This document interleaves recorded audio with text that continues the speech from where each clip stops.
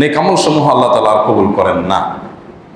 নেক আমল সমূহ আমরা অনেক কষ্ট করে করি, অনেক কষ্ট করে নেক আমল করেন, কিন্তু আল্লাহর কাছে সেটা অ্যাকসেপ্টেড হয় না, বাতিল হয়ে যায়। তো কি কি কাজ করলে নেক আমলগুলো আল্লাহর কাছে গ্রহণযোগ্য হয় না, বাতিল হয়ে যায়, ক্যান্সেল হয়ে যায়? সেরকম বিষয়গুলো মৌলিকভাবে কয়েকটা আছে। স্পেসিফিকলি কিছু কিছু বিশেষ আমল আছে যে অমুক আমলটা এই কারণে কবুল হয় না, তমুক আমলটা এই কারণে কবুল হয় না। আর কমন কিছু আছে। এই কমন বিষয়গুলোর মধ্যে প্রথম হলো, যদি কেউ শিরক এবং কুফরে লিপ্ত হয়, সে মুসলমান ছিল, ভালো কাজ করে, নামাজ পড়ে, রোজা রাখে, হজ করে, যাকাত দেয়, দান সাদকা করে, কোরআন তেলাওয়াত করে, অনেক ভালো কাজ করে, কিন্তু সে বড় শিরকে লিপ্ত হলো, বড় কুফরিতে লিপ্ত হলো, তাহলে সে মুশরিক হয়ে গেল, ঈমান থেকে বের হয়ে গেল। ঈমান থেকে যদি কেউ খারিজ হয়ে যায়, তাহলে এই আল্লাহর বান্দা ঈমান থেকে খারিজ হওয়ার কারণে তার কোনো আমল আর কবুল হবে। এই জন্য আমার আমলগুলো আমার আমল নামাতে কাউন্ট হোক, লেখা হোক, আখিরাতে যেন আমি সেগুলোর বিনিময় পাই, নষ্ট না হয়ে যাক, এটা যদি আমরা চাই, তাহলে প্রথম কাজ হলো আল্লাহর কাছে গ্রহণযোগ্য করাতে হলো, প্রথম কাজ হলো ঈমানটা ঠিক আছে কিনা।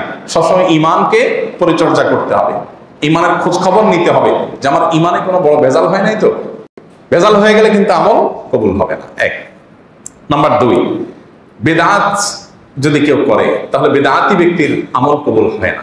এই জন্য আমার আমল হতে হবে সুন্নাহ সম্মত, বেদাত সম্মত না। নবী সাল্লাল্লাহু আলাইহি সাল্লাম করেছেন, করতে বলেছেন, তার সুন্নাহ দ্বারা সমর্থিত, প্রমাণিত, সে আমলগুলো আমরা করব। যদি সেটা না করি, তাহলে সেক্ষেত্রে সেই আপনার আমল আল্লাহর কাছে কবুল হবে না। কেউ খুব ভালো নিয়তে একটা বেদাত করছে, সুন্নত না, সুন্নতের খেলাফ করছে, তাহলে সেটা আল্লাহ তাআলার কাছে কি হবে না, গ্রহণযোগ্য হবে না। তৃতীয়ত, লৌকিকতার কারণে আমল নষ্ট হয়ে যায়।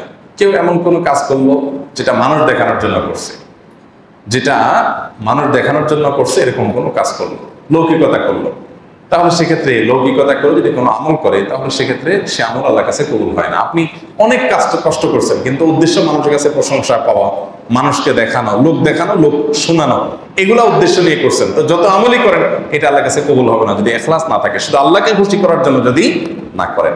তাহলে মোটা দাগে এই বিষয়গুলো, শিরকে বা কুফরে লিপ্ত হলে আমল কবুল হয় না।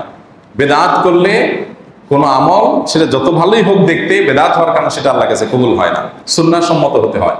লৌকিকতা করলে সেটা আল্লাহর কাছে কবুল হয় না, ইখলাসের সাথে আমল করতে হবে।